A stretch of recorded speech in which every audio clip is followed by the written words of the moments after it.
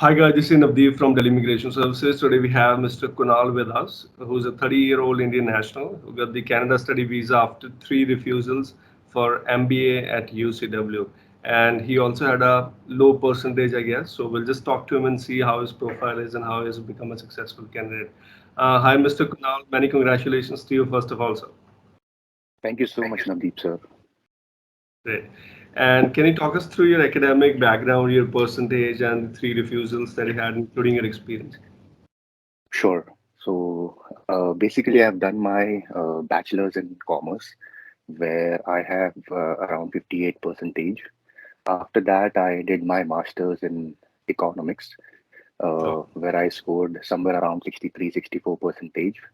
After that, I started working with a multinational company in Maharashtra. So overall, I have around 5 to 6 years of professional full-time work experience. right. So this was about my academic background. Right. And currently, you're working as a senior associate level, right? If I'm not working in banking Yes, operations. yes. Got it. In a banking industry, yeah. Got it. Okay. And for the very first time, for which program did you apply, sir? So I had applied for a diploma program in Canada in financial planning services. So unfortunately, my visa was refused.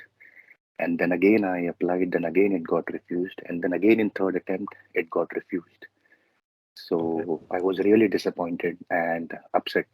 And I had literally lost all the hopes of getting my visa approved. And then I finally met you. I got in touch with you. And then a miracle happened and my visa got approved.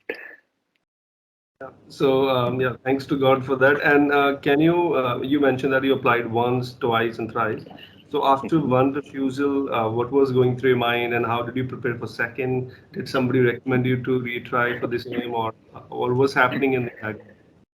So basically, I feel that what went wrong was the the person whom I got in touch with to get my visa application filed.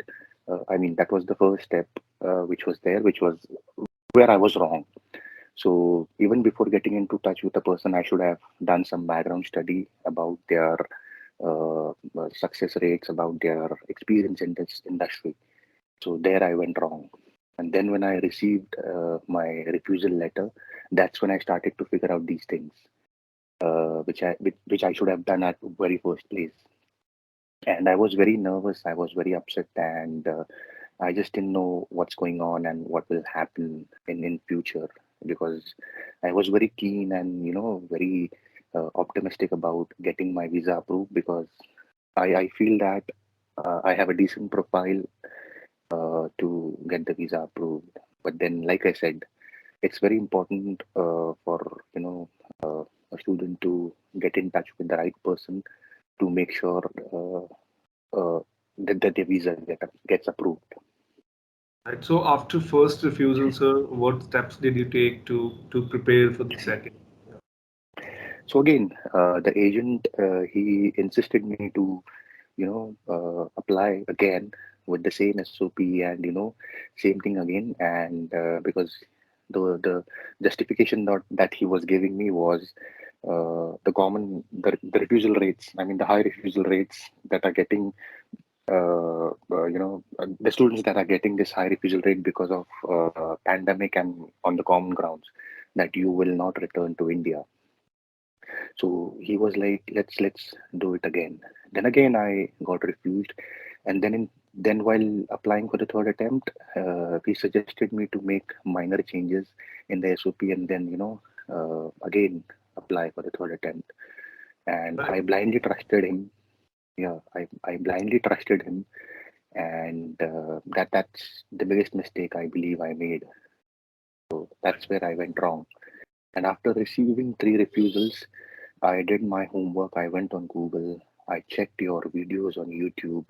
Uh, then again, I went through your profile on various social platforms, and I was highly convinced that I should get in touch with Delhi Immigration Services, because after going through your videos, your information on Google, somewhere I felt that uh, this is the right point of contact for me at this point in time in my life, because from what I have heard and what I have seen, the reviews and everything, I was pretty confident that this is I mean, this is the one whom I should, uh, get in touch with to get my visa approved. Right. I would also like to highlight that uniqueness about your case was that you have completed the program for which you were Yes, rejected pre-rent. So that was very unique that you went on to complete the program, though it was completely online. So you mentioned that your father supported you in that. So I would right, appreciate that, that further advice, and you completed it because that really helped us to help you further to get the visa now, because apparently the low percentage was one of the problem, but because you have completed a program recently, that also helped to establish that you are a bona fide applicant. Um, right. what are your learnings overall? So you have seen three refusals, now fourth approval. Mhm, What do you think, mhm. has happened differently this time, and what piece of advice would you like to give to other students who are maybe preparing, just like you did, and Mhm, for the visa mhm. application? So any piece of advice would be helpful for them. I think even before giving an advice, here I would like to highlight a couple of things which I have personally experienced with you. So the first thing was when I got in touch with you, I directly got in touch with you. I mean, I was able to directly talk to you, right? When I look at other agencies or other companies like visa agent companies, they don't talk directly to a candidate. They are a team. There's a team, and those people talk to us. And there's a lot of confusion, a lot of doubts. There's no clarity on things. A lot of misunderstanding, a lot of confusion. But then the best part, the first thing which I liked about you was you were directly talking to the candidate. So that was the best thing. So that itself gave me a confidence that yes, I am. I was getting that confidence. Then number two was, even before jumping on to a conclusion, even before giving any advice to me, first you asked me to share all of my documents with you. You did an in-depth analysis of my profile. You went through all the documents carefully, and then you took a week's time, and then you got back to me with a solution and your piece of advice. That is something which I liked. And the third thing was, uh, after giving me a piece of advice, you gave me some time to digest that information, that piece of advice, and then make up my mind whether I am convinced with this or not.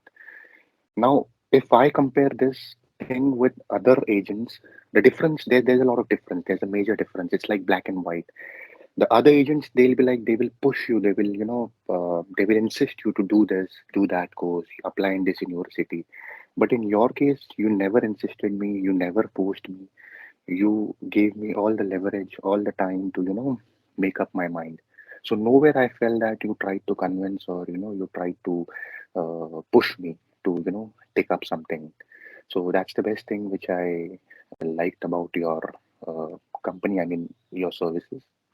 uh, and the fourth thing was, after I made up my mind, again, you were like, if you are 100% confident, we'll go ahead with this plan.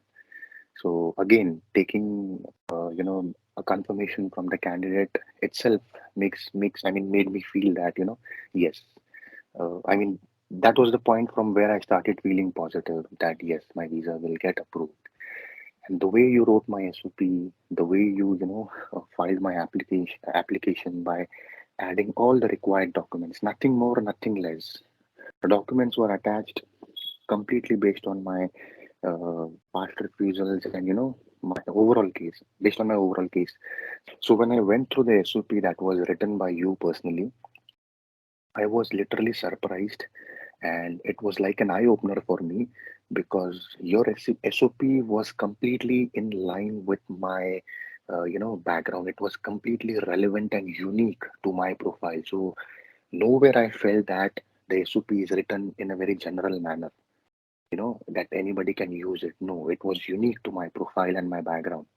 The way you explained my refusals, the way you explained my case, I mean, that was something which I was really, I mean, I was very impressed that, why I couldn't think in that way. So again, your experience, your expertise in this industry uh, does make a lot of difference.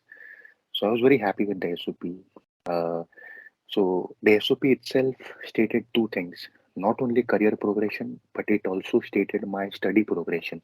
How this course will help me to achieve my future goals, and how this course is justified in a way where uh, I am able to show that uh, study progression. So it was a great thing, and that And itself again gave me a confidence that yes, you know, uh, if someone reads that SOP, obviously that person will get convinced that yes, this is a genuine candidate and his case, his background is completely justified. So I was very happy with that. and what piece of advice, if you can quickly, to the students, would you like to give? It'll be great. Yeah, so since I've been through three refusals, I feel that, I know how it feels, how difficult it is. So all I would say is, uh, just get in touch with Navdeep sir, and, trust me. I mean, not only because not because my visa has been approved, but because I genuinely and sincerely feel that he's a genuine person, very honest person, very transparent. And the way from day one till date, the way he has been communicating with me, I mean, he has been always available on calls, emails, and, he has been proactively responding to all my queries and doubts. And like I said in the beginning, the very first point, he himself talks to the candidate. Though he has a team, but he himself takes that initiative to understand, because it's not only about filing the visa, it's also about understanding the emotions, feelings, the sentiments of what a candidate is going through. I mean, it's like a complete thing that um, goes into this process. Thank you very So much for the yeah, kind words, but I would yeah. also just like to interrupt. So there may Mhm, be some applicants who may be willing to, let's say, apply on their own. So we mhm, would also like to, mhm, assist them out. So mhm, what piece of advice would you like to give to them where if they're mhm, preparing everything on their own and mhm, let's, things they should keep in mhm, mind while selecting the program or maybe, mhm. the preparing the SOP maybe on. Okay. Uh, Again, it's like, it's all about awareness. It's all about experience. Since you are applying on your own, doesn't mean that your application will be filed in a very, uh, accurate manner. Obviously, Delhi Immigration Services have a very good experience, a very good knowledge, and all the skills that they need to help a candidate become successful. So all I would say is, since they are experienced, take their advice, take their services, and I am sure your visa will get approved, because their fees is also very reasonable, and the services that they give in return, I mean, it's not even 10% of what you are giving them. So I believe, I mean, you should get in touch with them, because see, there's one thing we need to understand, that already the refusal rates are very high, and day by day it is becoming very competitive to get a visa approved for a country like Canada. Now that time have changed, earlier it was very easy, but now it's very difficult. So I would say, don't take risk, just get in touch with sir, and I can assure you that your visa will get approved. Yeah, but let me ask you here. There are applicants, let's say, who have got the refusal, Mhm. and based on your learnings, what one piece of advice would you like to give to them so that they Mhm. can sort of Mhm. improve? Because you may have learned seeing the Mhm. the three refusals and one approval. So what do you think Mhm. we have done differently? Any one advice would be helpful. uh, there's just one thing I genuinely feel is, and that is trust. Just have faith in God and trust him. I mean, trust is one thing that really matters, because Navdeep sir, since day one till date, he has always stood by his words. I mean, he has always stood by what he has said, and he has completely done, you know, everything that he could uh, in my case. So just one thing, because since we see there are so many agents in the market, and it becomes very difficult to, because everyone is marketing their services, everyone is showing their approval rates, and so on and so forth. But there's one differentiating factor between Delhi Immigration Services and other agents, and that is only one thing. That is the quality, and secondly, they never try to convince or push anyone to take their services. It's completely up to you. It's as simple as that. So just one piece of advice: just trust him. And thank Yeah. you very much. And since you have received the approval recently, and Mhm. and you have waited for a long time as well. So when exactly you noticed that there is an approval, and what was the Mhm. reaction after looking at it on the GC? Yeah, so I was in office. I got home around 7:30. So I have a habit of checking my the Gmail on my phone. So I received a notification saying that you have received an email in your IRCC account. So then I opened my laptop. I logged in. First, I locked my room. I was so nervous. I was really anxious. And I opened my laptop, and then I was like, and my hands were also shivering.